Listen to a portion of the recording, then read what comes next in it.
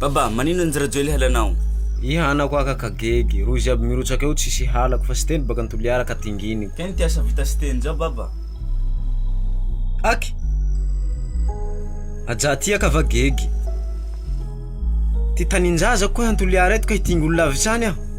Na nisy raha vitany na tsy nisy raha vitany tsy maintsy avao tinginy sasy baka antoliara. Ba aviatseko moy. Tainao hevangoko enany io? Tiako. Kaino samaly anao ahy? Ihenany io, dia nahakelikely anao ny vangoako. Eka. Voilà. Nefa tsy niala ahy. Satria zaho babanao. Omeko ohatsy raiky ndraiky iha. Sy teny noho anjo samby Antananarivo ao. Iha amizay marary, iha ty hovonjenao amijojoroy. Anjy. Zay mahagege anao. Sy teny ro tokony hovonjenao. Satria hanak toliara. Zay ny le raha tsy azonao. Ka anjy ty tiako. Ametsaky fanontany aminao aho. Anjy fanotonja ino ty raha nivitany teto? Hôpitaly manara-pentsy no namboatsy lala. Nareo zao zanako. Mba mandiniha aloha ny hivola. Lapotali no lala zao va havintsy ty vavanao laha nivitany teto. Hitanao? Atako faela ty nahazoanao baka henany nefa mbo tsy miasa. Asa ro zava-dehibe. Henany io lafa miasa, tsy olana ny javary io henany io. Rayaly kapoky raiky. Menake rayaly enkary raiky. Tsy olana lafa iha miasa misy jala hikaloanao azy. Lala ny vitany zao ka izay ty rengenao azy laha ny vitany. Sarotsinao vintsy ro hilafa tsy lala vita.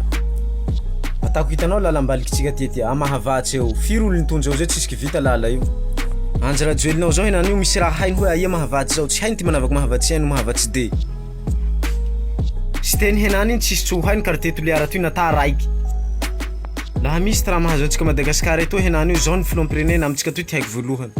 Ta io tehitena fa tehin'olo zao tsy homea ny anako. Zay avy eo tsy maintsy mihina lafa tao iaby mpanao politiky io ary tsy maintsy mavandy. Fa tehitena iny tinginy tena satria baka marina koa aloha zay. Zay io bola zay samy foro fahatany. Ndany montsana roa iha. Comment ça va en plus que ça? Pourquoi miala rasta? Comment ça va en plus que ça? Pourquoi miala rasta? Nitrina traha sua mutumbe ao leroa. Como ti faci vulan Marena shiskanave Mitsangana nda falera Mana tetsu no huveta